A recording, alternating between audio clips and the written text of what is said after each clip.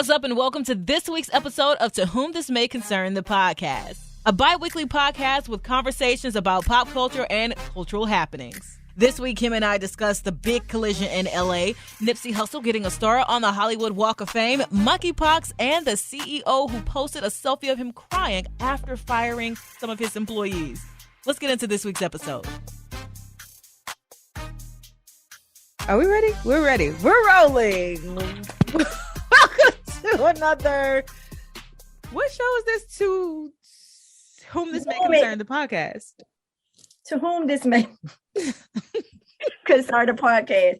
Hey, y'all excuse my friend over there. She is having a hard time tonight. Listen, it's a lot that's just happening, and I'm just I don't have any other choice but to roll with it. Right. She's just rolling with it, but that's okay. Just roll. Yeah. Just roll. Yeah, that doesn't look good either. I don't know. Are we going black and white? Does this give me dark and mysterious? Yeah, it does. If that's what you want to go with dark and mysterious. No, I'm just going to be normal, but I think I'm going to take this blurred background out because it like does something weird to my afro, and it's already doing something weird. Like that's a little crazy. Okay. You don't know what the hell you want to do. It's one of the days. I want to get my act together. I want to stop feeling like I'm all over the place. That's what I want. That's not what's happening, though. That's not what's happening. It's all right. Is that a glass of wine you're drinking? Yes. Drink. You need it. Drink up. Just drink up. Yes, it is. It absolutely is. And we're gonna roll with it. All right, Kim, where we at tonight? What we got going on? Well, we're gonna head to the news. You know what's going on in the news. Let's start with the monkeypox shit. Yeah. Because I feel like we just like pretend like we're not having a pandemic anymore. Why are we headed towards another one? Right. That's a lot. So weird. It's just so weird and it's scary. The bumps look horrible. They do. How you get it is fucking insane. Like it's basically like if you touch something after somebody, it's just too much. It reminds me of the early days of COVID when nobody knew how you really got it. So we were like throwing a whole bunch of shit at the wall. And then it was like, oh, wait, but no, this is how you get it. Right.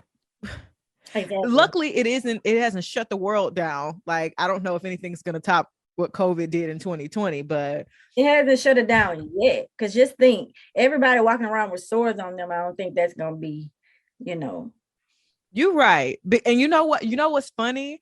The majority of us were like, they can't lock all of us down. They can.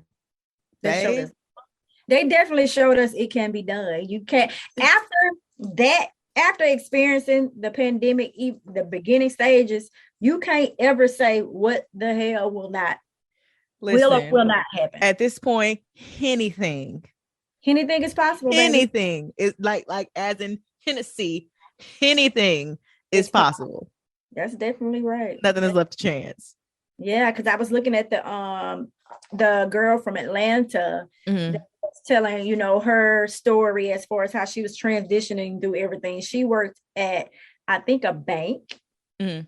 That's how she got it from touching. No, it was a gas station. So from touching the money. Wow. Yeah, I saw this one guy because he had to like break it down. Like, by the way, this isn't an STD. But here are a couple ways that you can get it. And also I thought, because I was like, it was incredibly irresponsible of Fauci to be like, oh, it's spreading so quickly through the homosexual community, but it is not like, a disease that is or a sickness that is just for that community. And I'm like, well, then why would you say that? That's like really fucking irresponsible. He was irresponsible anyway. So it goes right back to the AIDS epidemic when it was like, oh, but it's mostly in the gay community. But then that gives the impression that it goes back to the beginning of COVID when we were like, oh, well, Black people can't get it. And then Black people started getting it. And we were like, hey, I guess this doesn't really give a shit who like, we got to stop talking about your race, your gender, or whatever, you can get it. Big mood, like relax and stop saying dumb shit. Right. So that's one thing. And then what else is in the news that you were talking about the lady in LA? And what's funny is like I only saw like a brief little story about it. Did you see the crash? I didn't. I didn't. In fact, like I said, I just so happened to be scrolling TikTok and saw where somebody was talking about she was a former nurse and it was like 6 people She that killed 6 died. people. She killed 6 people. It was Mm.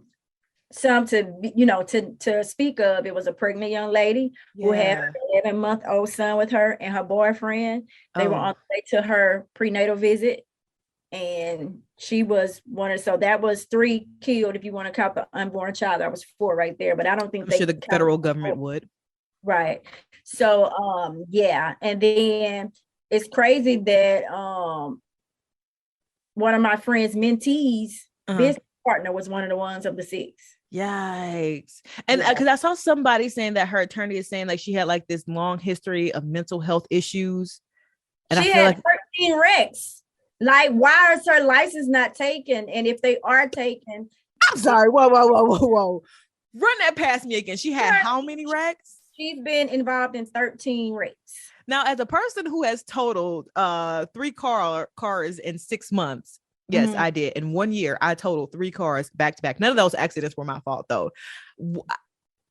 At what point are you going to be like, I might need to, like, I don't know, up my Yeah. driving skills? I don't see her having driver's license. And being that I don't see her having driver's license, you already committed a crime driving without the driver's license if they were taken or suspended. Yeah. Let alone you're driving mentally ill and you kill 6 people. Wow. Well, I know she is being charged with vehicular manslaughter. I did see that much. Yes, she is, and she has a $9 million bond. So nobody, Well, she definitely gonna be there. Yeah, to get her out. So my thing is this though, when they denied her bond, she tried to cry.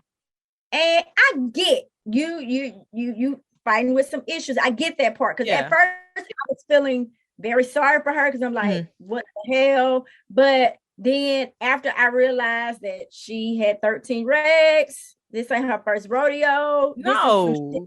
Like, I couldn't feel sorry for her no more. Like, at what point do you start making decisions to where you're like, okay, if in fact, hell, by again, as a person who totaled 3 cars in 6 months, that's when I started. I'm not gonna tell you like I'm, not out here NASCAR driving still, but I am a whole lot more cautious with how I drive. And like, I even have this like mode on my phone where when my car starts up, all my notifications turn off. Like, I just make certain precautions just because, and I get that is not necessarily something I could say she should have known better and she should have done, because I don't know that woman's mental health state. But still, at the same time, lady, at what point do you now think about other people and not just yourself? Because when you get out there on that road, it's not just you.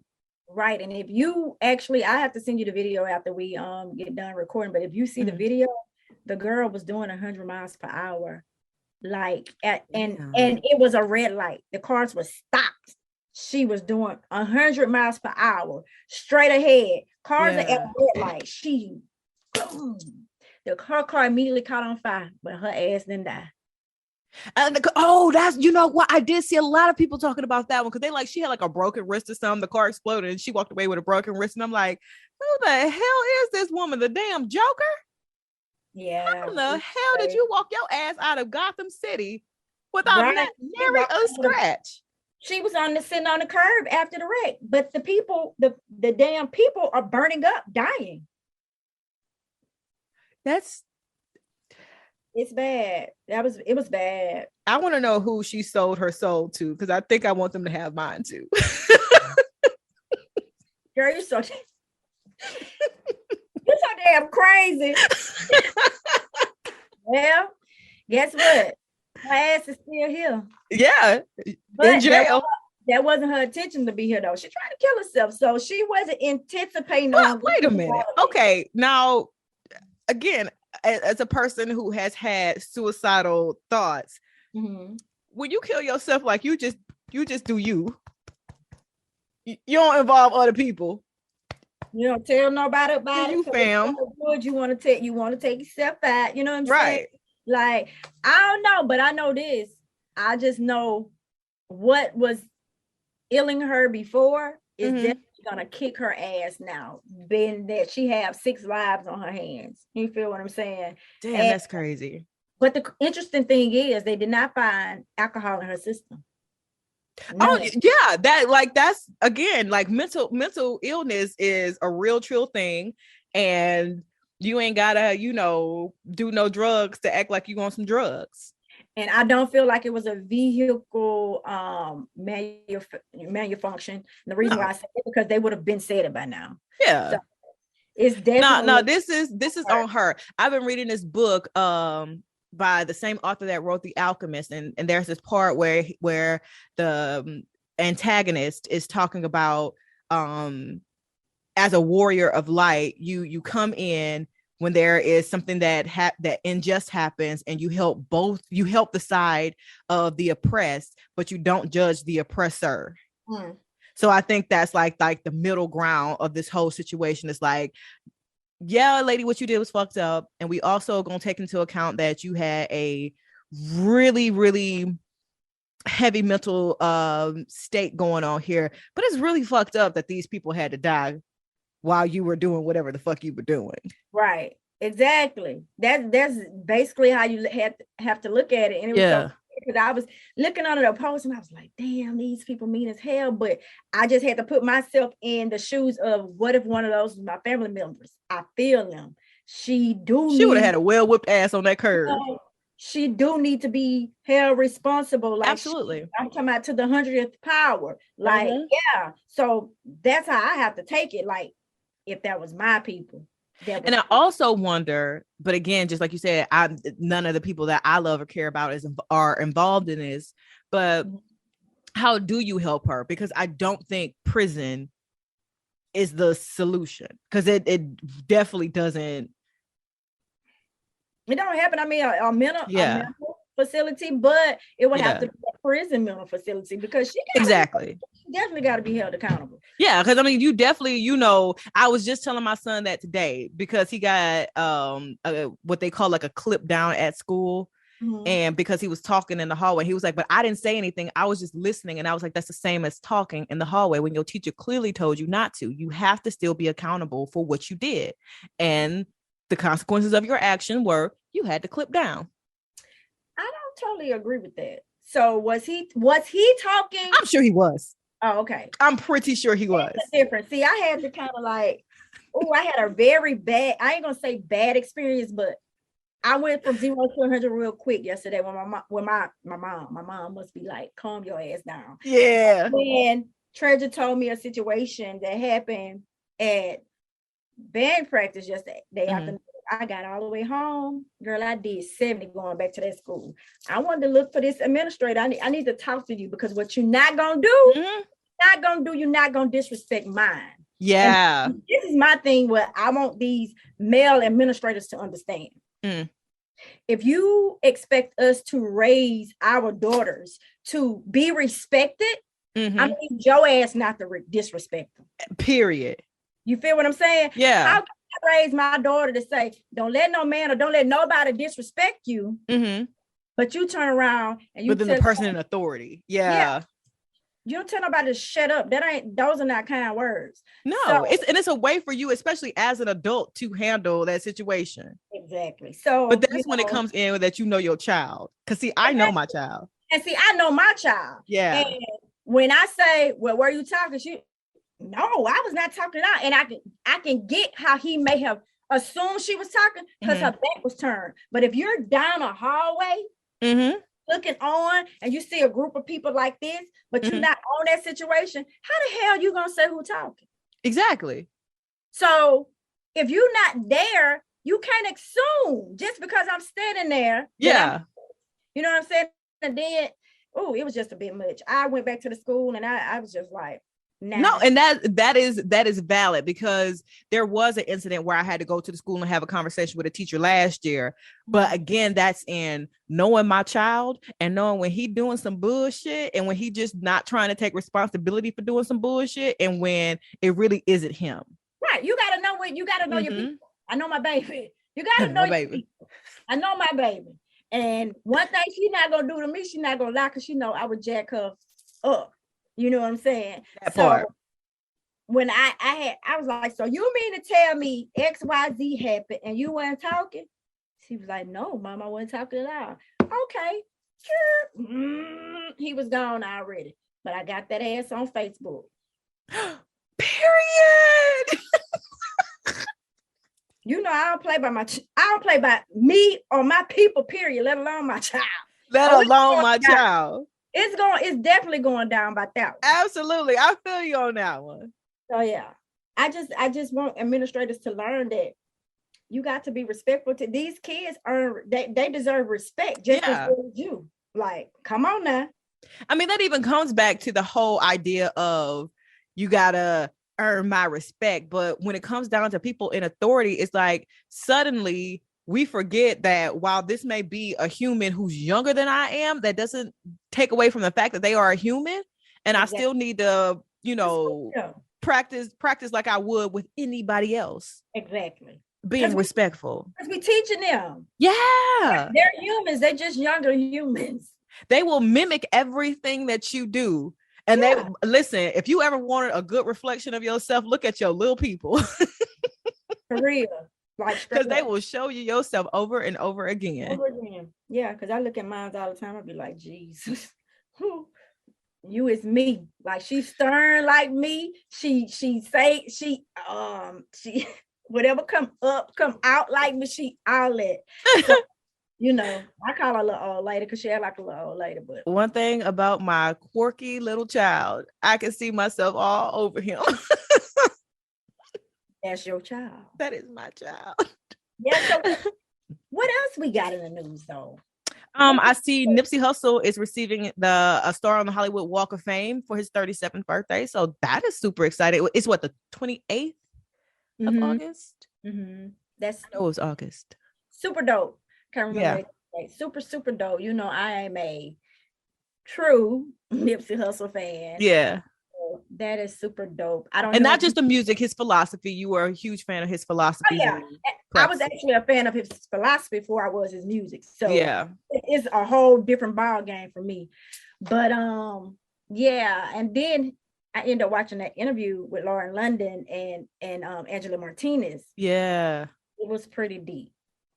I bet. I still have not brought myself to watch it. I've figured out over the last couple of weeks that because life has been pretty heavy with a lot of transitions happening, that willing myself to watch something that's heavy is just not a good idea. So like, I'm trying to respect that shit about myself and watch like what media and what TV and music all comes into play. But I really want to see that one.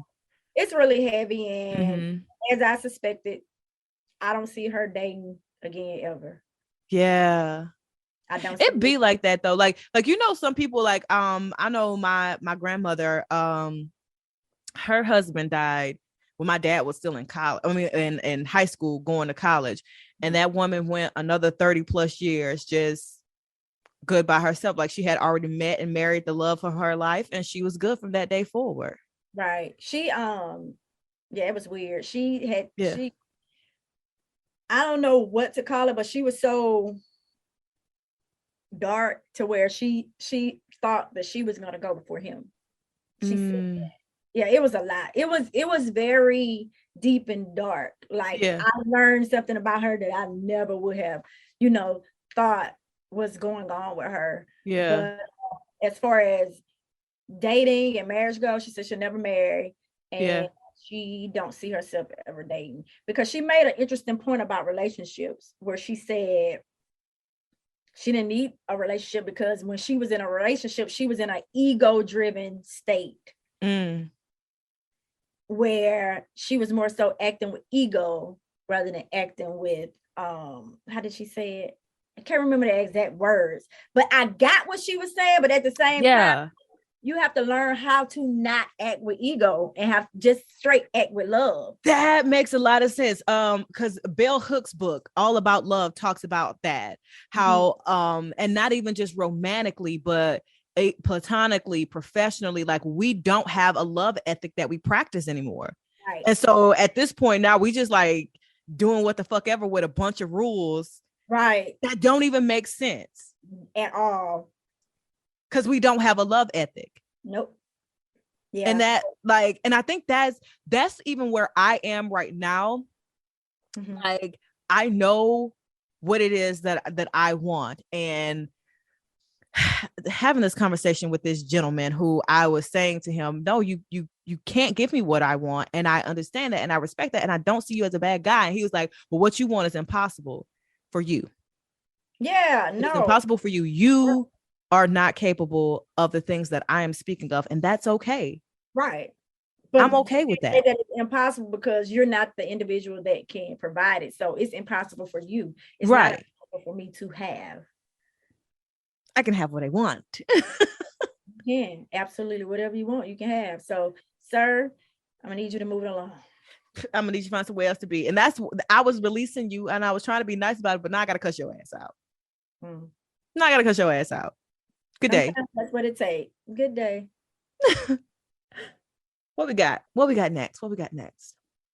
I think that was it for the news segment. Now, I know there was a topic that you mentioned we probably should dive into, was speaking on. Yes, the CEO, I think it's called Hypersocial. Mm-hmm. He posted this selfie of himself crying because he had to let some employees go. And basically the caption said, hey, I made a bunch of bad decisions as far as business, and I had to cut some of my staff. Mm-hmm. Now, some people were saying like, oh, well, he should be commended because he took responsibility for the fact that he made some bad decisions and, he had to let some of his staff go. But let me just tell you this, from my experience, 2 years ago, when the company I worked for did a massive layoff across the country, my boss, I know struggled with that. Mm-hmm. In fact, I even went and talked to him later on that afternoon, and he was like, just very distraught. But never at any point did he ever take a selfie of himself and post it. And I feel like, so again, going back to that whole ego, like your ego is going to make you post something like that. Even goes back to the nurse who a patient died and you had time to set up your camera in the hallway outside of the OR and record yourself having a breakdown. Were you really breaking down? No, you were. What the hell? You sure got a money shot. That shit is crazy because this is the thing. I even find myself in times where I'm having fun. I don't have my phone. Yes. A lot of times when I go places or go out, majority of the time somebody else is taking the pictures because I don't think. Yeah. I'm having fun. I need to record this. Yeah, I might get a few selfies here and there, but in the moment of it, generally it's gonna be somebody else to take the picture or something like that. Or I end up in a group picture and I'm just steal that picture. But when I think in times like that, it's fake.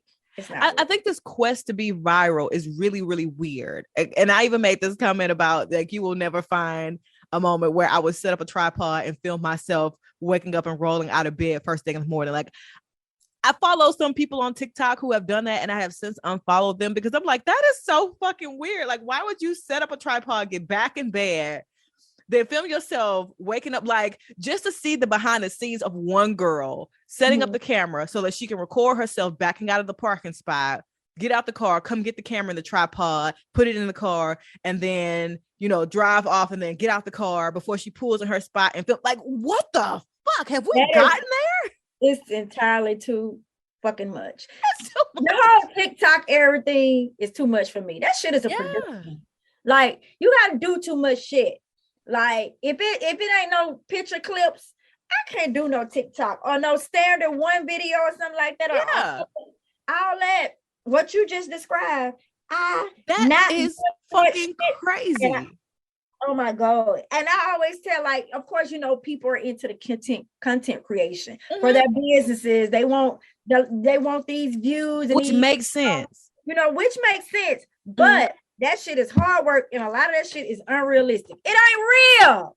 It ain't life. That ain't how life works. Like somebody, in fact, one of the what they would consider like a micro influencer, she was talking about that today, how everything was so picture perfect on YouTube and how the YouTube influencer is kind of phasing out because now people want to be able to, when they log on to social media, see somebody that looks like them and not so much physically looks like them, but like I could see this person in a subway and like strike up a conversation and be friends with them.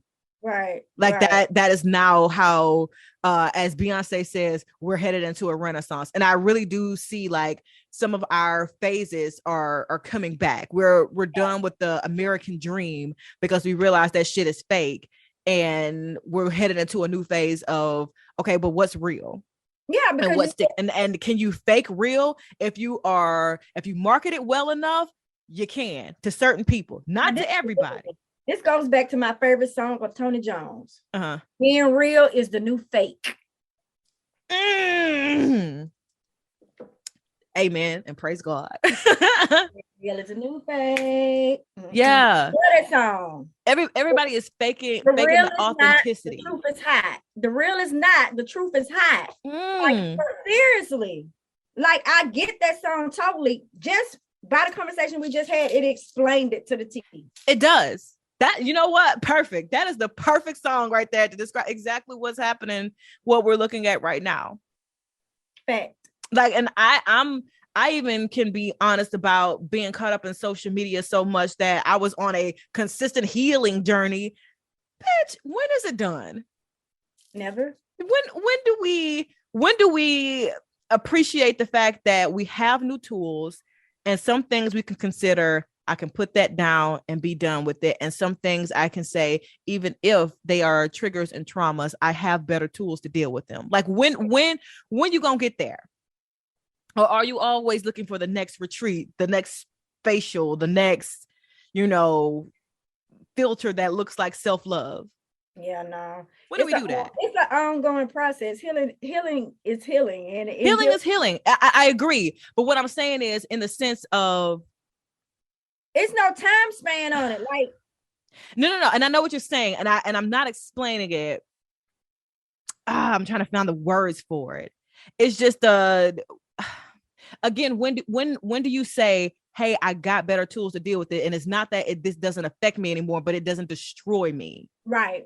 That's right. Because you find the tools to cope with it. Yes, I have the tools to cope with it. It still hurts. Right. It still packs a punch, but it doesn't destroy me. And I feel like a lot of us, especially because of who we follow on social media, got trapped into the constant I'm destroyed instead of it hurts, but I got tools to deal with this. Right.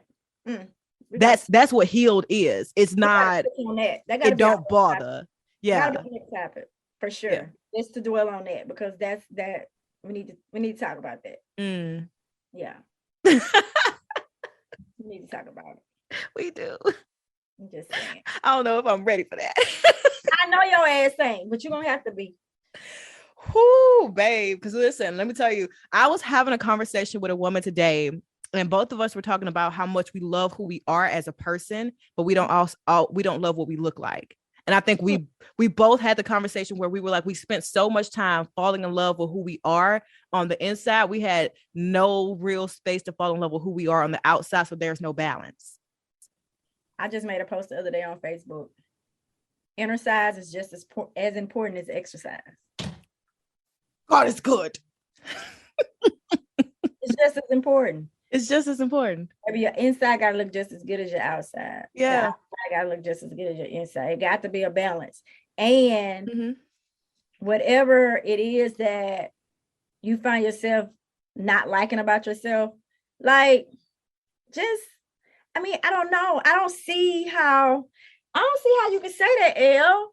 Like, when you said it today, yes. And it's because like I have never ever, like, I have looked at women in the past, and whenever they're like they had issues with loving their hair, I'm like, that's fucking stupid, because like I've never experienced that before. I've always liked my hair, but then again, I always had hair that when you saw it, you thought it was pretty.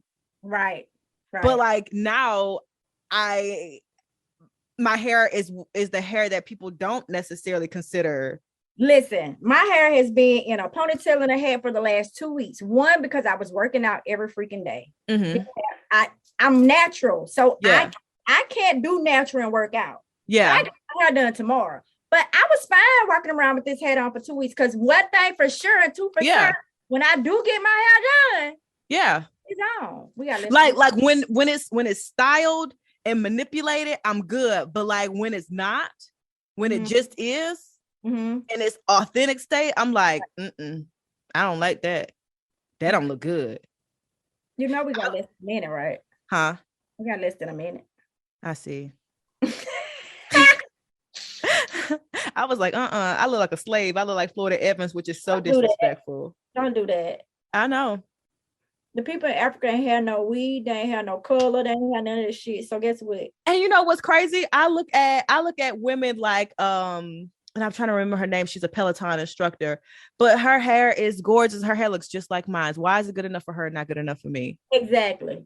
Say it again. Why is it good enough for her and not good enough for me?